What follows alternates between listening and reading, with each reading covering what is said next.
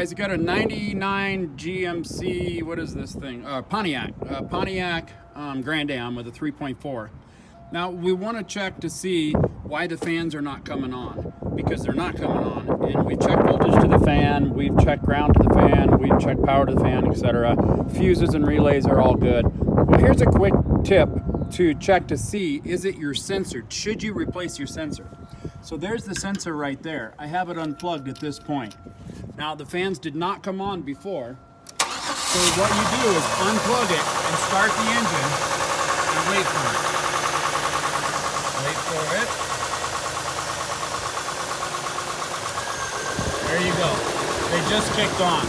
So the sensor cuts the circuit to it, is what it does. So by unplugging it, you'll automatically make them come on.